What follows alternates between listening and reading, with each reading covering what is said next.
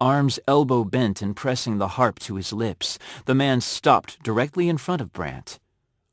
An old black man, his hair the gray of dark thread dipped in white paint, eyes not quite white anymore and glittering with captured firelight flickers. No words, necessary or offered. Music, and Brant could not move, did not want to, and the tears flowed in a constant stream. The notes flowed free and clean, and when they stopped, they echoed through Brant's mind. Brant closed his eyes then, ignoring those who had gathered, guitar death grip clutched and straining fingers gone white from the effort of not failing. He wanted to memorize the melody. He wanted to make the notes his own, take them and dissect the pattern, find a way to bend fingers, mind, soul to that deep sadness. They leaked through him and away, soaking into the grimy concrete floor of the alley and ringing in his ears, half-faded remnant of unrequited dream song. The alley slipped away again. Brant was sitting in a room, clutching the guitar, a guitar, too fat somehow and clumsy. It was his old room, his fucking room in that nowhere life he'd left to launch a nowhere life of his own. He could hear Hank Williams Sr. wailing on the 8-track in the next room, could hear the lumbering thunder of his father's snores, punctuated now and then by the soft glass clink of his mother's wine bottle dipping again to fill her glass. The guitar was a cheap, rough acoustic with the logo Harmony at the top of the neck. He had to press his fingers impossibly hard to bring the strings to the frets, and he frowned, concentrating through the pain. Hank was calling to him, calling from a faraway pain and sorrow, reaching out with soft twanging heart notes, but Brant couldn't quite concentrate through the other sounds.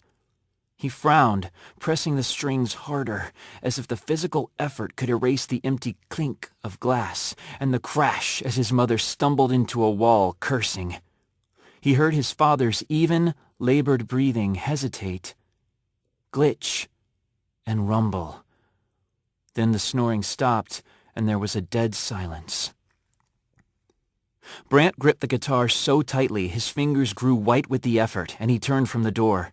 He didn't want to think of his mother retreating to him, hoping for a reprieve from something Brant could not save her from. He didn't want to think about his father, bursting through the door after her, turning to Brant because at least Brant still felt the blows, still screamed when slapped.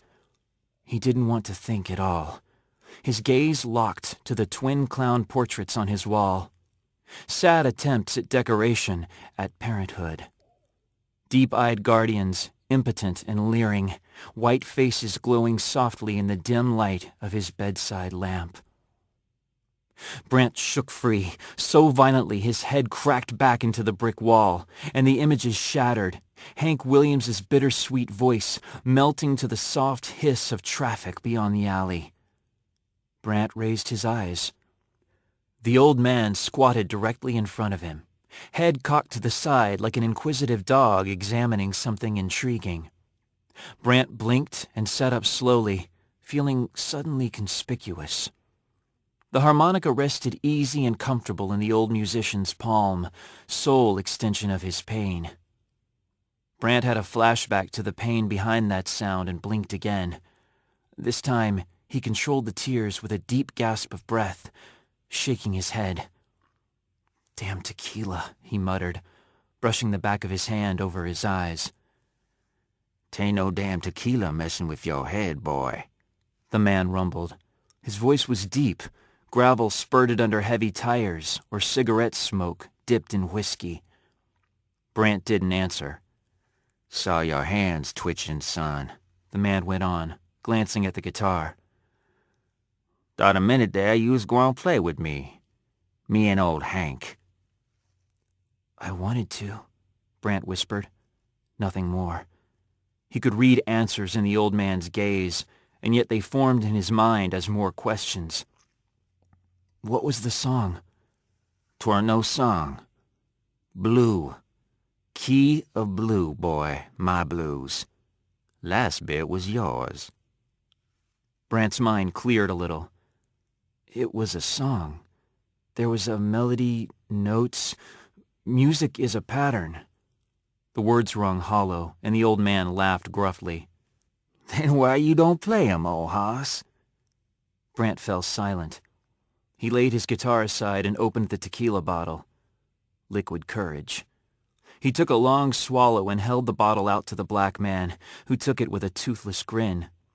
The bottle tipped up and Brant watched in fascination as the old man's Adam's apple danced, an impossibly long dance that drained a full quarter of the golden liquor before it ended. The man smiled, but he didn't move to return the bottle. "Who are you?" Brant asked softly. "Where did you learn to play like that?" Long stare, and the man straightened slowly, gazing down at Brant with a mixture of curiosity and sorrow. "Living is learning, boy, so my pap said. Live those notes, every one. Nary a chord I don't carry right here." And his hand touching his heart, palm flat, trapping the harmonica against the rough material of his shirt. "Carrying a bit of you now." That gaze was so still, so unwavering and serious, pure, like the music was pure. The tears threatened again. Brant smacked his head on the brick of the wall and cursed softly. "Always the same, boy," the man said softly. "You let old Wally set you on the path. Crossroads, crosshairs, all the same in the blues. Knowed both kinds. Which are you? You want to learn. There's a price of years, lifetimes, damn worlds it costs, boy. All that and more." "Teach me?" Words spoken and regretted the instant they left his lips. Fool drunk sniveling in an alley, drunk on his ass and begging winos for lessons. His gaze betrayed him, held steady. "Can't be taught," old Wally breathed. "Gotta be lived, boy. Price gotta be paid. No blues ever come from a music lesson. None. Come from here." Leaning down and stabbing an ancient gnarled finger into Brant's chest and holding, long second of contact, cold and dark, then away.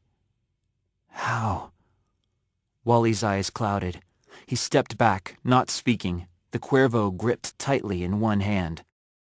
Brant rose quickly, reaching to his pockets. He didn't have much, a crumpled $5 and a handful of change, the remnant of his worldly treasure. Cigarettes and coffee for a morning that was way too close already. No sleep, and the hangover would not be mild or easily shaken. "I'll pay," he said softly. Wally slipped forward and slid the $5 from Brant's fingers, ignoring the change, and then melted back in among his companions.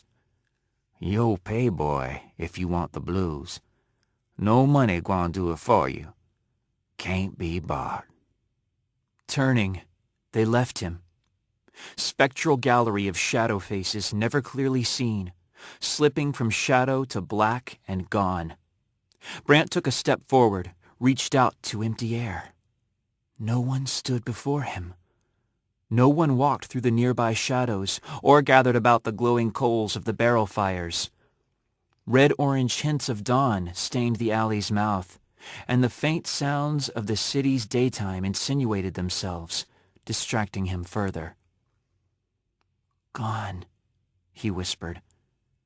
He dropped his face into his hands, standing for a long moment and fighting the sick, drunk nausea that